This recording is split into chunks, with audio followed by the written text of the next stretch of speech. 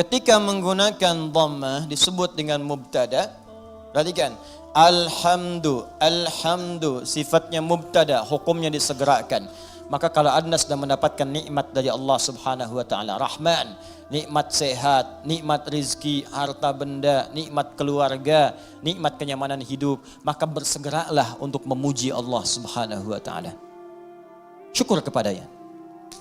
Maka Anda ucapkan alhamdu, sifatnya disegerakan untuk kita menjadikan sifat syukur kita kepada Allah setelah menerima nikmat. Ini hukum umum. Bukankah Anda kalau saya berikan sesuatu, Anda seketika mengucapkan ucapan? Apa ucapannya? Terima kasih. Ya, saya berikan sesuatu, Anda ucapkan pada siapa? Terima kasih. Ya kan? Anda terima, Anda ucapkan, saya kasih, Anda terima. Begitu saya berikan, terima kasih. Ya kan? Terima kasih Ustaz. Sekarang Allah berikan pada kita. Allah berikan pada saya, Allah berikan pada Anda, Allah berikan pada kita. Nikmat, kebutuhan, rizki, segalanya. Setelah kita menerima itu, apa yang harus kita lakukan? Maka Allah ajarkan kepada kita. Alhamdulillah. Cepat segera. Jangan tunda, jangan diakhirkan. Begitu terima, syukur pada Allah. Alhamdulillah. Alhamdulillah. Jelas sampai sini? Makanya kalimat alhamdulillah ini, itu dalam bacaan tafsir bisa dibaca dengan A. Bisa dibaca dengan A untuk menegaskan. Dari mana taunya Ustaz? Teruskan bacaannya. Wa ruwiya an Sufyan ibn Uyainah wa Ru'bah ibn al-Hajjaj annahuma qala alhamdulillahi bin nasbi wa huwa ala idmari fi'lin. Sufyan ibn Uyainah, kemudian juga Ru'bah bin al-Hajjaj, keduanya ahli tentunya dalam bidang qiraat, ya, keduanya menyampaikan riwayat bacaan dengan fathah, tapi riwayat ini untuk tafsir. Ingat, bukan untuk bacaan dalam salat. Boleh dibaca dengan fathah, tapi bukan dalam salat. Ingat, dalam tafsir untuk menegaskan perintah segera bersyukur kepada Allah ketika menerima nikmat. Kenapa dibaca alhamdulillah? Untuk menunjukkan kalimat perintah sebelumnya yang ditiadakan untuk memudahkan bacaan kita. Asal kalimatnya kalau kita turunkan, qulu, perintah dari Allahnya. Qulu. Katakan oleh kalian semua, alhamdulillah, alhamdulillah. Cuman kalimat ini yang nggak muncul. Ya, Allah tidak menurunkan kalimat ini karena sudah dipahami oleh orang Arab. Orang Arab paham. Dari mana pahamnya? Karena menggunakan dhammah. Dhammah ini sifat segera. Jadi sifat segera itu nggak dikasih tahu pun sudah paham harus segera bersyukur. Cuman kita ini yang bukan orang Arab kadang nggak ngerti kenapa mesti dhammah. Maka dijelaskan oleh dua ulama tadi. Kenapa pakai dhammah? Karena asal perintah itu untuk bersyukur sifatnya perintah. Kalau mau dimunculkan dalam tafsir ada kalimat sebelumnya qulu. Kalau dapat anugerah dari Allah cepat minimal katakan, cepat syukuri. Kalau orang Arab gak perlu itu lagi. Makanya ketika Quran diturunkan dengan bahasa Arab tidak menggunakan kata qulu lagi. Saking pahamnya orang Arab dengan itu. Cukup dengan kalimat alhamdulillahi rabbil alamin. Paham? Maka kalimat yang pertama, ini perintah dari Allah Subhanahu wa taala. Kalau sudah mendapatkan nikmat yang tadi, nikmat diberi, nikmat sehat, nikmat rizki, nikmat macam-macam, maka adab yang pertama dari kita terhadap Allah Subhanahu wa taala, berterima kasihlah kepada Allah Subhanahu wa taala dengan semua nikmat yang telah diberikan itu. Kalimat pertama yang kita ucapkan, segera bersyukur kepada Allah dengan kalimat alhamdulillahi rabbil alamin. Maka kalau ada sesuatu kita dapatkan, adab yang pertama, saya tulis ya, adabnya nanti ada 3. 1, ucapkan kalimat tahmid. Awas, nanti ada kaitan nih dengan penambahan nikmat. Anak lulus ujian, alhamdulillahi rabbil alamin. Ya, proyek dapat, alhamdulillahi rabbil alamin. Ya, dapat tempat pertama, alhamdulillahi rabbil alamin. Dagangan habis di luar dagangan habis, alhamdulillahi rabbil alamin. Ya, ta'lim lancar, alhamdulillahi rabbil alamin. Dapat traktiran teman, alhamdulillahi rabbil alamin. Dapat tumpangan pulang, alhamdulillahi rabbil alamin. Alhamdulillah. Adab yang pertama. Jadi sudah adab, antum aja manusia ngasih langsung terima kasih. Masa Allah ngasih tiap hari kita ucapkan gak ucapkan alhamdulillah. Itu adab pertama. Awas, hati-hati. Nanti kalimat ini ringan diucapkan tapi dampaknya besar. Kita akan lihat nanti korelasi dengan ayat yang selanjutnya. Pelan-pelan sebentar di sini. Paham sampai sini? Baik, jadi pertama saya ulangi lagi. saat kita kemudian mendapatkan semua anugerah dari Allah berupa nilai-nilai kebaikan, maka adab yang pertama, bersyukurlah kepada Allah dengan mengucapkan apa? Alhamdulillahi Rabbil Alamin. Baik, adab yang kedua, fokus. Perhatikan baik-baik. Bukankah di kalimat Alhamdulillah ini ada alif lam? Ingat ya, ada apa? Alif lam. Saya sering katakan kepada kita semuanya, pada diri saya, pada Anda, pada kita semua. Alif lam pada umumnya terbagi dua bagian, dua fungsi. Masih ingat? Satu, ma'rifah. Lam ta'rif. Menunjukkan sesuatu yang khusus. Yang kedua, istighraq. Ya, alif lam al-istighraq. Menunjukkan sesuatu yang sifatnya luas, menyeluruh. Semua, segala, tanpa kecuali. Ta'rif, qalamun, spidol, pena, pulpen, qalamun, al-qalam, yang ini bukan yang lain. Sabburatun, papan tulis. As-sabburah, papan tulis yang ini khusus, bukan yang lain. Sayyaratun, mobil, banyak di luar kendaraan. As-sayyarah, pakai alif lam, yang itu bukan yang lain. Salatun, umum, salat, gimana aja, mau cepat, mau lambat, bebas. As-salat, salatnya khusus, ada aturannya, ada ketentuannya, nggak bisa sembarangan. Nah, itu baru tahu alif lam ma'rifah saja. Kalau kita bisa baca Al-Quran dengan benar, kita paham. Kenapa kalimat salat dalam Al-Quran yang bermakna ibadah, dari takbir sampai salam, semua kalimatnya pakai alif lam. Kalau nggak pakai domir di akhirnya atau idhofah, pakai alif lam. Coba kalimat salat pertama Al-Baqarah ayat 3. Alladzina yu'minuna bil ghaibi wa yuqimunas shalah. 43, wa aqimus salata wa atuz zakah wa aqimus salat. 45, wasta'inu bis sabri was salat. 153, ya ayyuhalladzina amanu ista'inu bis sabri was salat. 238, hafizu 'alas salawati was salatil wusta. Tadi dibacakan dalam salat Isya, Quran surah 17 ayat 78. Aqimis salata liduluki syamsi ila ghasaqil laili wa qur'anal fajr. Quran surah 29 ayat ke-45. Utlu ma uhiya ilaika minal kitab wa aqimis shalah. Selalu pakai alif lam yang bermakna salat, ibadah. Kenapa menggunakan alif lam? Ingin memberi pesan kepada kita, kalau salat jangan sembarangan. Jangan semaunya. Asal salat. Amin. Masya Allah, zuhur 2 menit. Bayangin. Paling nampak saat tarawih lah. Yang 11 rakaat 1 jam. Yang 23 ada yang 7 menit. Kok cepet amat sih? Amat aja gak cepet-cepet. Lancar tiap tahun diulang-ulang, masa belum lancar juga? Lancar sih iya, tapi kan Nabi juga gak begitu, John. Ada aturannya, ada tumakninahnya, kan? Ada ketenangannya.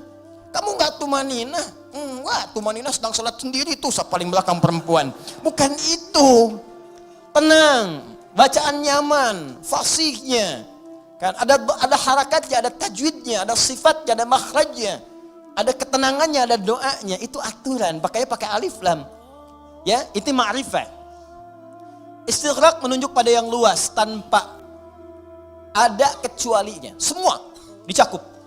Yang semua yang terdapat, tidak ada satu pun tersisa untuk yang lain. Semua tercakup. Nah, dua-duanya ini kita bisa terapkan dalam hukum kalimat alhamdu. Yang pertama, alhamdu. Kalau Anda ingin mengucapkan terima kasih, syukur kepada Allah Subhanahu wa taala, maka khususkan semua syukur itu hanya milik Allah saja. Jangan mengambil bagian darinya. Ini kalau sudah merasakan semua karena Allah, ini kan yang ngasih Anda selamat Allah. Yang ngasih anak Anda lulus bisa hafal Quran itu Allah. Yang bisa menjadikan Anda sukses dalam pekerjaan Allah. Kalau nggak berkehendak nggak bisa. Anda kerja sampai bertahun-tahun, sampai banting tulang, banting kepala, banting kaki, banting apapun, semua dibanting. Kalau Allah nggak berkehendak nggak akan jadi. Dan kita sadar karena Allah. Maka dari itu ketika kita mendapatkan adab pertamanya, bersyukur, terima kasih pada Allah. Khususkan pada Allah. Jangan ngambil bagian dari situ. Karena kita meyakini apa yang kita dapatkan semua sumbernya dari Allah. Paham? Nah, makanya jangan melibatkan diri kita. Ini adab keduanya. Jangan melibatkan diri kita saat kita ingin bersyukur dan mengucapkan terima kasih kepada Allah atas nikmat yang diterima. Contoh, Coba deh ibu atau antum, ikhwan ya, sering kemudian mengantar anak, ujiannya bagus, hafal Al-Quran, bagus. Pernah sering ada yang berucap begini, Masya Allah ukhti, luar biasa ya anaknya bisa hafal Quran.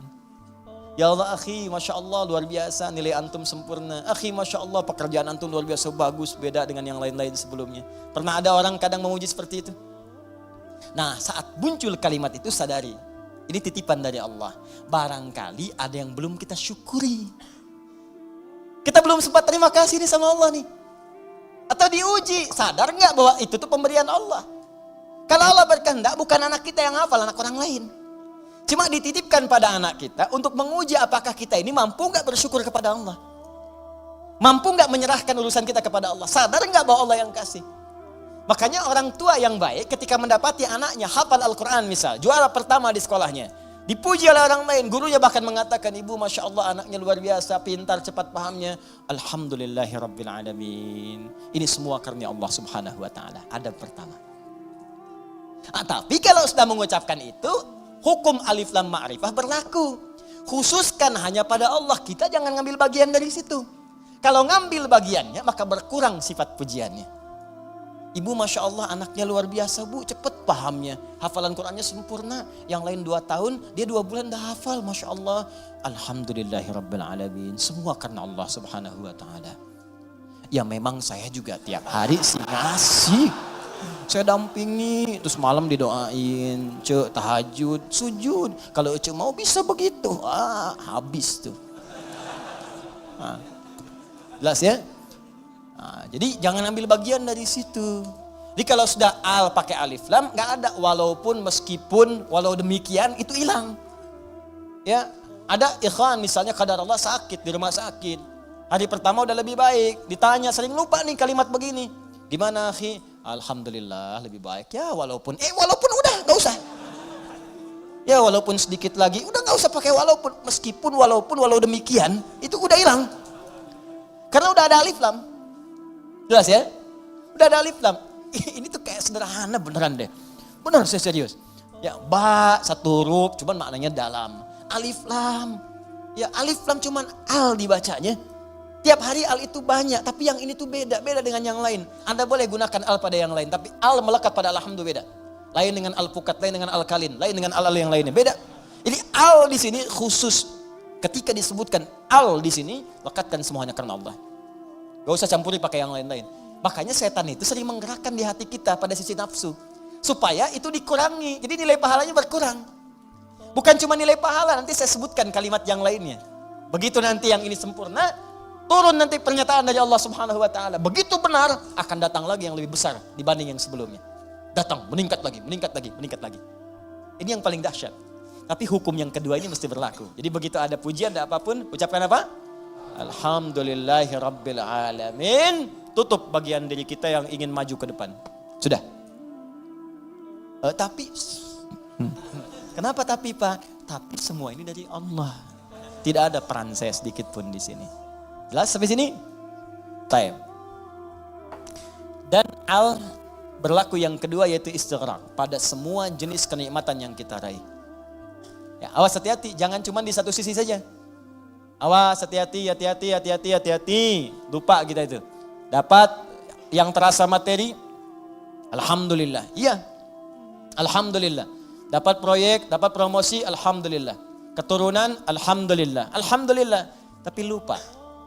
Bukankah mata ini kadang dirawat oleh Allah untuk tidak sakit?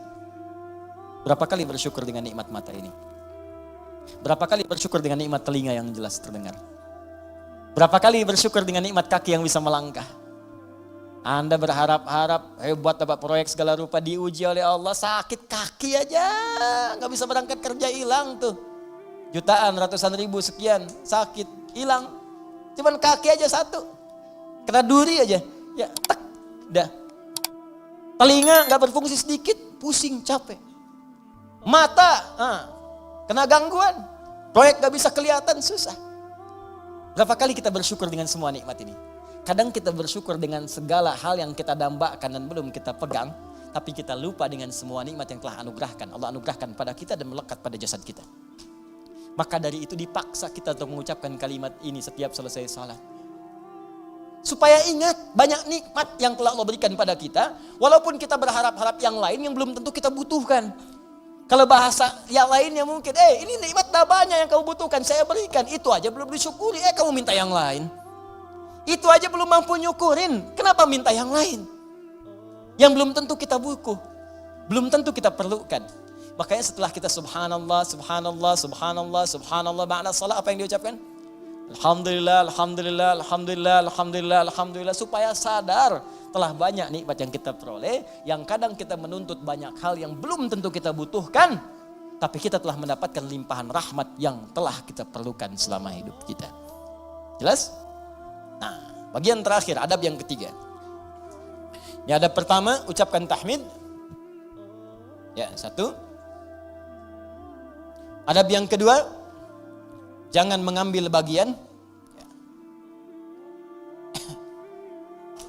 Atau kita bisa tegaskan dengan kalimat, tujukan khusus kepada Allah. Khusus kepada Allah. Jadi jangan mengambil bagian dari tahmid kita itu. Saya naikkan ke atas sebagai adab kepada Allah. Dalam semua nikmat yang Allah berikan kepada kita, baik terasa ataupun yang belum terasakan. Ya, yang terasa sifatnya ini yang kita dapati dalam kehidupan kita. Yang belum terasakan, yang kadang-kadang kita ikhtiar baru kita peroleh. Jangan bedakan semuanya. Semua setiap kita dapati, alhamdulillah. Makanya kalau berzikir pasca sholat, jangan cuma di lisan. Saat alhamdulillah itu, kaitkan dengan nikmat yang telah kita dapatkan. Dia begitu mengucapkan alhamdulillah, alhamdulillah, alhamdulillah. Bayangkan mata sehat, telinga sehat, kaki sehat, hati sehat, pikiran sehat, bening semuanya. Ya, anak sehat, semua sehat, istri sehat, suami sehat. Alhamdulillah, alhamdulillah. Makanya bersyukurnya nikmat. Alhamdulillah, alhamdulillah, alhamdulillah, alhamdulillah, alhamdulillah. Tapi gak ada yang nyampe ke hati gitu. Gak ada yang nyampe. Coba deh ucapkan pelan-pelan. Alhamdulillah, alhamdulillah, alhamdulillah. Rasakan. Itu tenang ke hatinya itu. Enak gitu. Zikir yang terasa itu nikmat ke hatinya. Dan ada ketenangan dalam jiwa kita. Ada getaran. Ada getaran tersendiri. Enak rasanya itu. Ada sentuhan ke hati kita. Ya, sentuhlah ia tepat di hatimu. Maka ia akan jadi milikmu untuk selamanya. Ya, sentuh. Maka bacakan zikirmu dengan bahasa hatimu. Sehingga terjadi koneksi antara hati dengan lisanmu. Catat dulu. Mana dulu. Bacakan. Alhamdulillah, alhamdulillah, alhamdulillah. Tenang. Ala bidzikrillahi tatmainnul. Yakinlah kalau zikirmu benar kepada Allah, hatimu akan tenang. Ala itu harful ikhbar wa taukid, menyampaikan sekaligus menekankan. Jadi kalau zikirnya hati belum tenang, berarti ada yang enggak benar zikirnya, ada yang belum tepat. Paham ya? Nah, itu dhammah banyak terkumpul. Banyak. Semua segalanya milik Allah. Jadi semua punya Allah itu banyak. Jadi semua aktivitas kita yang kita dapatkan nikmatnya itu semua punya Allah. Banyak punya Allah, nggak berkurang. Banyak. Banyak, banyak, banyak. Nah yang terakhir,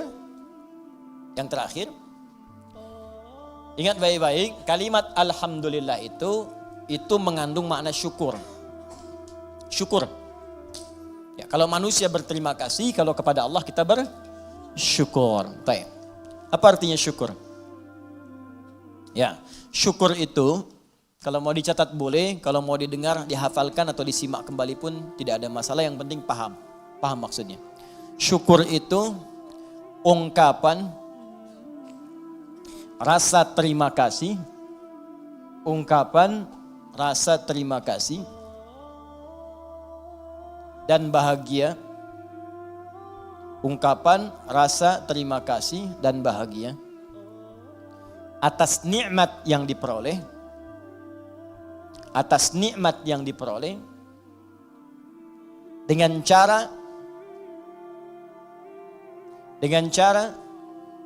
menggunakan nikmat itu sesuai dengan ketentuan yang telah Allah tetapkan.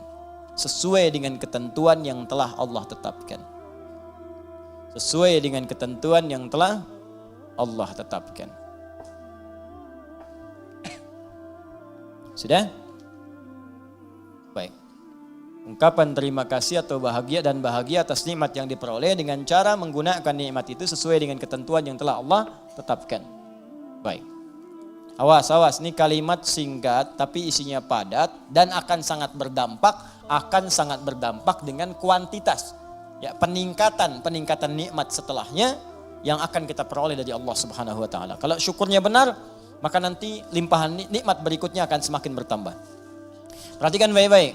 Awas, ini bagian ketiga ini yang sering gagal. Di syukur ini, adab pertamanya alhamdulillah, betul. Begitu menerima, alhamdulillah. Adab keduanya, tujukan semua karena Allah. Tapi di adab yang ketiga, ini yang paling penting dan tidak sedikit orang gagal di sini. Jangan cukupkan syukur pada kalimat alhamdulillah. Tapi optimalkan nikmat yang diraih itu sesuai fungsinya yang telah Allah tetapkan. Misal, Allah kasih pada kita nikmat sehat di mata, melihat jelas. Kita bisa bedakan objek, ini laki-laki, ini perempuan. Ini peci putih, ini peci yang hijau. Ini peci biru, ini peci yang hitam. Bahkan yang paling nikmat, paling besar, kita bisa membedakan nikmat hak dan batil. Nikmat halal dan haram. Ini halal, itu haram. Baik, ini hak, ini batil. Jujur itu hak, dusta itu batil. Mencari dengan yang benar itu hak, korupsi itu haram, batil. Itu nikmat luar biasa. Ini tayangan yang hak, ini yang batil. Baik, ketika kita dapatkan semua nikmat itu, maka syukuri. Maka cara mensyukurinya, tempatkan, gunakan mata ini, nikmat mata, untuk melihat sesuai dengan apa yang telah Allah tetapkan. Apa fungsi mata yang telah Allah tetapkan? Bukan sekadar melihat. Saya sering katakan, saya sering sampaikan, dalam Al-Quran, fungsi mata itu bukan sekadar melihat. Untuk manusia diikat dengan kalimat, melihat yang baik-baik. Bahkan tegas kalimat Qur'annya, palingkan ketika yang dilihat itu tidak baik menurut Allah. Ini nggak baik nih, palingkan. Di mana ditemukannya? Di Quran surah ke-24 An-Nur. Ayat berapa Ustaz? Ayat 30 untuk laki-laki. Apakah perempuan ikut? Ikut, bahkan harus. Ayat 31-nya perempuan. Bahkan iman kita dipertaruhkan di situ. Qul lil mu'minina yaghuddu min absarihim. Katakan pada pria-pria yang masih merasa punya iman, kalau enggak punya iman, ya enggak masalah. Karena imannya enggak ada, maka enggak ada rem dalam dirinya. Karena iman enggak ada, maka enggak ada petunjuk pada hatinya. Di hati itu ada iman. Kata Allah, kalau hatinya ada iman, maka iman itu akan merambat ke seluruh anggota tubuhnya. Saat dia naik ke mata, yaghuddu min absarihim, maka imannya akan menunjukkan apa yang harus dilihat oleh matanya. Ketika yang dilihat itu tidak benar menurut imannya, maka dia akan palingkan dari pandangan itu. Nah, jadi kalau ingin mensyukuri nikmat mata, pakai mata ini untuk melihat yang benar-benar. Yang baik-baik menurut Allah. Itu tandanya kita bersyukur dengan nikmat. Dan tanda yang kedua, iman kita masih ada. Masih kuat. Jadi kalau kita mengatakan alhamdulillah nikmat mata. Tapi mata dipakai pada yang tidak benar. Itu bukan syukur namanya. Apalagi pas diucapkan, pas dilihat yang gak benar. Gambar apa ini? Ini nih, gak benar nih gambar nih. Alhamdulillah. Nah, alhamdulillah, pandangan pertama, selanjutnya kan gak boleh. Kalimatul haq, yuradu bihal batil. Ya, kalimatnya benar, cuma ditempatkan di tempat yang salah. Paham? Nah, jadi coba cek deh. Katanya alhamdulillah, tapi mata masih dipakai pada yang tidak baik. Berapa kali Anda melihat gambar yang tidak tepat saat membuka status? Saat mengupdate status? Saat melihat browsing, searching, berita di internet. Saat membuka handphone, berapa kali iklan tampil. Kemudian mata kita bisa mengelak dengan cepat. Pindahkan pandangan. Itu baru satu. Belum telinga. Nikmat telinga, gunakan telinga sesuai dengan fungsi yang telah Allah tetapkan. Kata Allah, jangan dengar yang tidak baik. Ya ayyuhalladzina amanu, hai orang-orang masih merasa punya iman. La yaghtab ba'dukum ba'dha, jangan dengarkan gibah. Jangan bergibah, jangan dengarkan gibah. Jangan bikin acara gibah, jangan jadi pelaku gibah. Sekarang dikemas jadi acara TV. Itu yang repot, gibah. Ya, bikin situ tulisan. Memang kadang-kadang gini, kalau maksiat itu jangan dikemas-kemas. Semakin dikemas kelihatannya semakin bagus. Dijualnya jadi menarik. Bikin aja title yang langsung tunjukkan pada tingkat maksiatnya. Ya. Jadi kalau ada tayangan-tayangan gosip, langsung antum sebarkan berita, tayangan gibah. Gitu aja, sebarin tuh ke yang lain, share. Tayangan gibah, terus turunkan ayat Quran di bawahnya. Khusus bagi orang Islam saja supaya gak jadi tersangka nanti. Gampang. Udah. Paham ya? Nah, ini gitu aja, nanti hilang sendiri. Ya, jadi dan jangan jadi pelakunya, katanya muslim tapi jadi pelaku gibah. Aneh. Jelas ya, iman kita dipertaruhkan di situ. Tuh, itu baru mata, ke telinga, belum ke lisan. Ya lisan pakai untuk apa? Bicara yang benar. Makanya Nabi itu mengikat dua saja. Maaf, man kana yu'minu, iman lagi tuh. Man kana yu'minu billahi wal yaumil akhir falyaqul khairan aw liyasmut.